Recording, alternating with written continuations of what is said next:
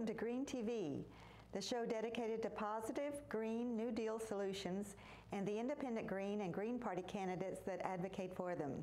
I'm Gail Parker, your host today.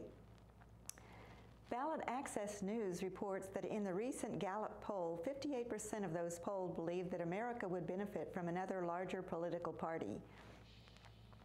Independent Greens of Virginia advocate for jobs, ecologically aware jobs for the economies, like solar jobs, wind jobs, geothermal energy jobs, rail jobs, conservation and weatherization jobs. In fact, more Virginians work in solar jobs than in coal, some 11,000 statewide. In the 1960s and the 1970s, a number of dedicated young activists rallied to the side of Ralph Nader and committed to working towards causes such as consumer advocacy. They were dubbed Nader's Raiders by the press. These volunteers, students, interns, and staff members investigated federal bureaucracies, shaped the modern consumer activist movement, and called for protecting the environment, workers' rights, and limiting corporate power. They researched and prepared reports that helped spur legislative changes.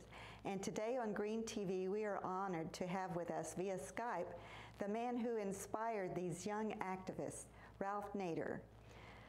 Today, Ralph Nader is an author, a lecturer, an attorney, an American political activist who continues activism in areas of consumer and worker protection, humanitarianism, environmentalism, and democratic government. He is the best-selling author of many books, including Unsafe at Any Speed, The 17 Solutions, Bold Ideas for Our American Future, and his most recent book, Unstoppable, The Emerging Left-Right Alliance to Dismantle the Corporate State. Ralph Nader is also a former candidate for President of the United States. Mr. Nader, welcome to Green TV. Thank you, Ms. Parker. May I call you Ralph? Sure. Ralph, we'd like to hear more about your book, Unstoppable. Would you give us a brief summary of the book or what you'd like for us to know about it? Well, it's a growing awareness in our country that left-right alliances may be the only new political realignment in the next 10 years to get anything done to change our country for the better. The powers that be love to divide and rule left and right where they disagree, and they do disagree on school prayer, reproductive rights, balanced budget requirement, gun control. But they agree on really far more basic changes in our country. They think Main Street should be over Wall Street and not have crony capitalism or corporate welfare, handouts, giveaways, bailouts. They're really together on that. They don't like the civil liberty restrictions of the Patriot Act. Left, right, increasingly skeptical about the bloated military budget and empire abroad boomeranging against us and spreading more hatred and fighters in more countries. They don't like corporate managed trade agreements that ship jobs and whole industries to autocratic regimes abroad. They definitely want a tougher law and order on corporate crime, fraud, and abuse. I think that comes in 90%, prosecuting the corporate crooks on Wall Street who crashed the economy and then had to be bailed out by the taxpayer. I think also 90% it comes in for breaking up the big New York banks that are too big to fail. And at the state level, we have some interesting left-right convergences. At the state legislative level, 15 states have passed juvenile justice reform, and there's a growing left-right alliance to challenge the current war on drugs. In fact, Grover Norquist and Newt Gingrich helped start this group Right on Crime. They think it's absurd to spend billions of taxpayer dollars putting people away 20, 30 years for possessing a small amount of drugs. And they're beginning also to see the human rights violations involved as well. So I wrote this book as a way to highlight it, punctuate it. I give a lot of examples in Unstoppable. People are reading it and talking about it, left, right, and it's an unstoppable convergence. In fact, in the past 30, 40 years, I give examples in the book where whether it's the Auto Safety Bill in 1966, the Freedom of Information Act, 1974, the opposition to the breeder reactor in 1983, a boondoggle of corporate welfare, the False Claims Act of 1986, the more recent Whistleblower Protection Act of 2013, never would have passed without left-right support in the Congress and back home. Right, I must agree with you. Ralph, I also am interested in your book, The 17 Solutions. How are those two books related, or are they? They're very related. In fact, I have quite a few of the 17 solutions are left-right alliance potential. For example, dealing with the mess of corporate tax havens and corporate tax loopholes and tax breaks. Libertarians, conservatives, liberals, progressives, they don't like that. The same is true for the state of our civil liberties, dragnet snooping by the NSA. That's a real big left-right alliance. But the key thing in 17 Solutions is something very few reformers talk about. You know, when you interview reformers and you read their books, they're very good about documenting abuses, injustices, deprivation, poverty, crime, corporate crime, all these things, the arms race, wars of aggression. And they're very good about proposing solutions, better ways of dealing with problems or avoiding serious problems. But then when it comes to the third leg on the stool, how do you get it done? How do you mobilize it? Where do you get the power? Because clearly, if the Congress and the courts and the executive branch were doing their job as we wanted them to do, we wouldn't have these problems to expose and to propose solution. And that's where you have to get back to each congressional district, to the people who are active enough to represent the broader public opinion that supports what they are putting forth on each member of Congress. So we hope that people will ask that third question. How do we get it done? How do we mobilize enough people? It doesn't take that many. 1% of all the people in the country mobilized in congressional districts around, say, 10 redirections, single-payer healthcare, much more efficient, everybody in, nobody out, free choice of doctor and hospital. That's one. Living wage, that's another. Dealing with conversion to solar energy and efficiency from fossil fuel nuclear, that's another.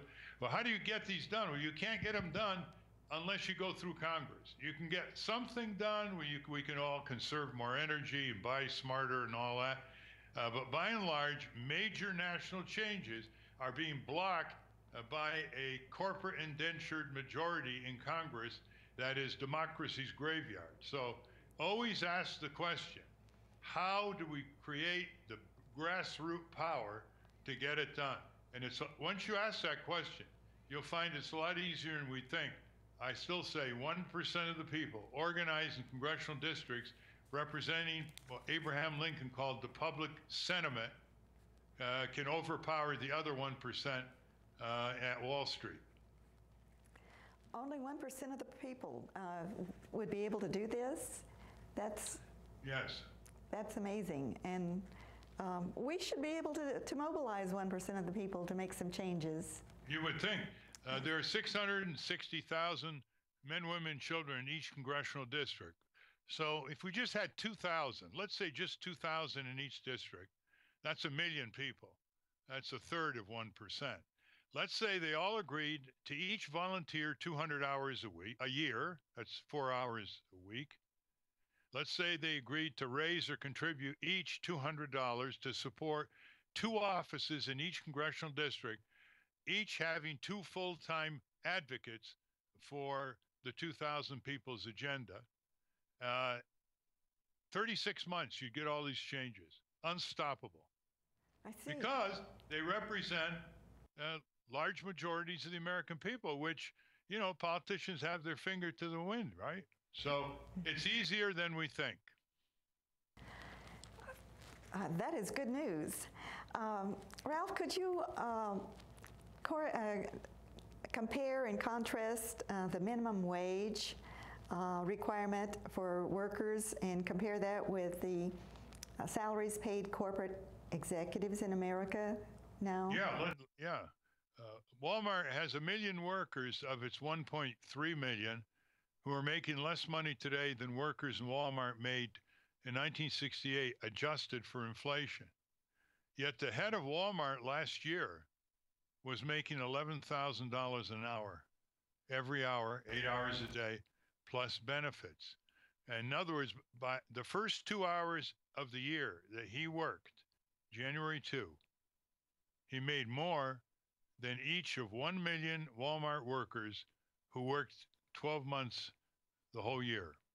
The Target CEO, before he was fired for bad performance, he was making $14,000 an hour. Just break that down per minute, staggering, plus benefits.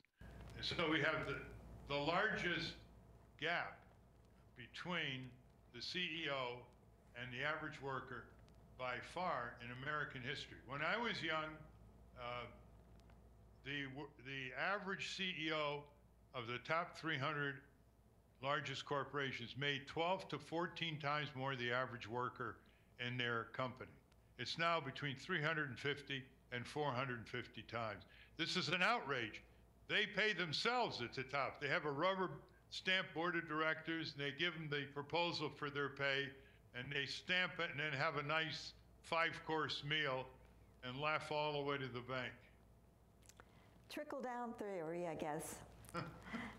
Doesn't trickle too far. Well, one reason they get away with it is because this isn't capitalism, it's corporate capitalism, where they strip the shareholders who own the company of any power over executive pay, of any power over their hired hands and executive suite. That's why I refuse to use the word capitalism when I criticize its corporate capitalism, which also violates the second rule of capitalism. That is, if you're not doing well, you got to obey the verdict of the market, even if you have to go bankrupt. But big business doesn't go bankrupt. It goes to Washington for a bailout. Yes, doesn't it? Well, stopping corporate tyranny, or at least forcing a corporation to negotiate with the average person, the employer or a consumer, is a fairly tall order. How do we make that happen? Well, again, it's you expand and diversify trade unions. You establish more buying clubs that can work through the internet. For example, like say here we have 25,000 people. This is the kind of product we want or the service we want. Here are the specifications. Or we may have 2 million people saying this is the kind of insurance policy we want. It's not going to be a fine print, one-sided contract that we all have to sign these days, take it or leave it. It's going to be a consumer contract proposal.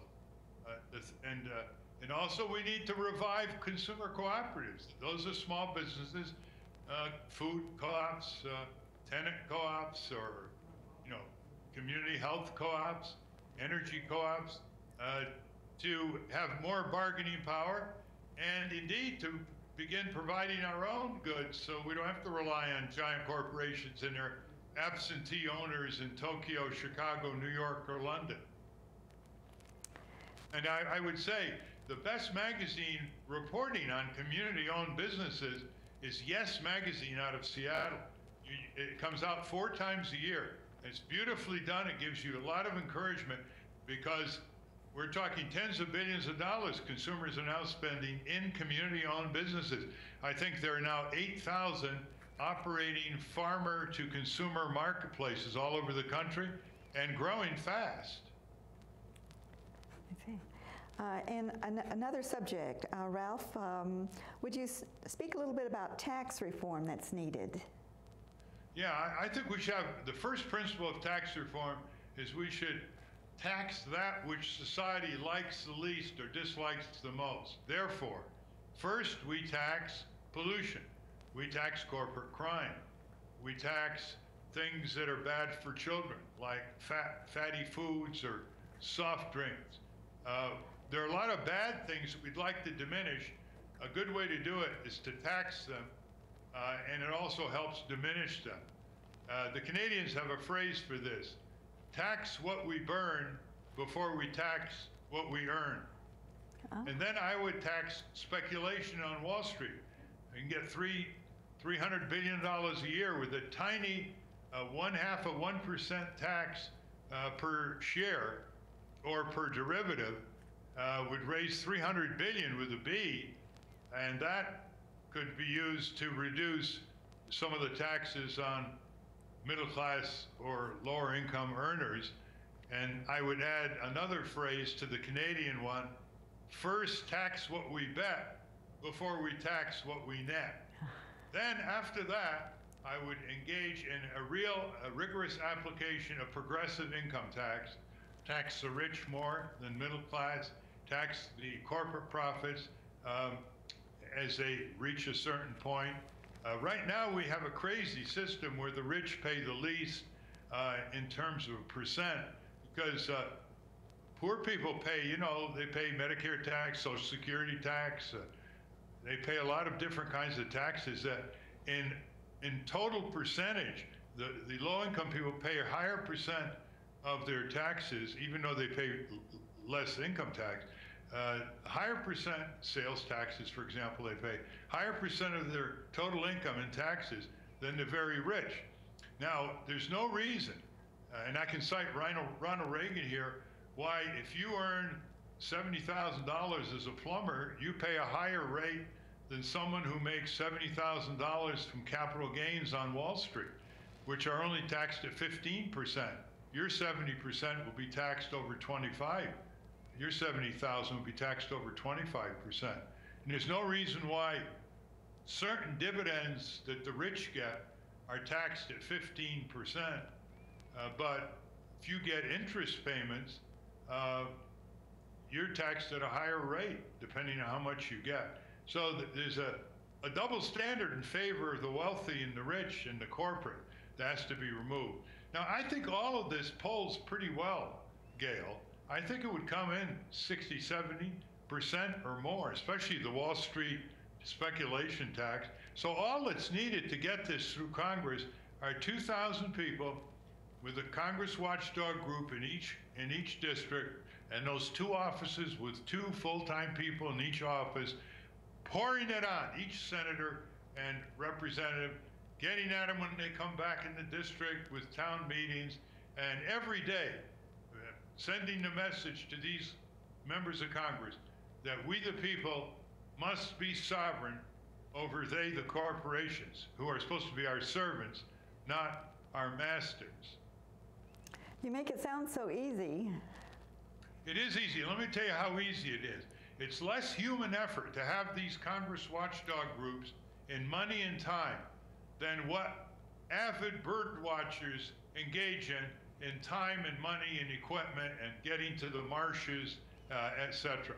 I am in great awe of bird watchers. I just want more Congress watchers. I would certainly agree with that. If we could turn to another subject now, it's one that's near and dear to my heart. The railroads were among the most powerful corporations in the 19th and the 20th centuries, and they were brought somewhat into line. Virginia's independent Green candidates believe it is time to bring large-scale rail transport back. Green candidates advocate for rail because rail saves lives and creates jobs, expanded rail cars on Metro Rail, new dedicated passenger rail track for VRE, a new passenger rail tunnel under the Potomac, high-speed rail on existing right-of-ways along the interstate corridors. All of these projects will revitalize our economy and help protect our environment. New tracks, more trains that run more often. Rail's a million times safer than automobile travel, and it pays for itself through economic growth and reduced environmental impact, which will result in a healthier environment and healthier people. Green TV supports the expansion of rail because it makes sense. Every dollar invested in rail creates over $20 in economic benefits. Rail enhances our national security, makes us safer and more secure, saves us tax dollars, rail makes money, rail makes sense. Rail anywhere benefits all of America. Ralph Nader, please take 2 minutes and tell us the single most important thing that you would like for viewers to know. Well, I'm all for passenger railroads. Modern passenger railroads are really quite spectacular. We have to rebuild the rail beds, as the Virginia Greens know. So I like the idea that Virginia Greens are really highlighting this issue. When I was a boy growing up in Connecticut, a town of 10,000 people in northwest Connecticut, catch this, Gail, they had 7 trains a day going to New York City, 120 miles away. 7 trains a day. Wow. We now don't have even the tracks or the railroad bed.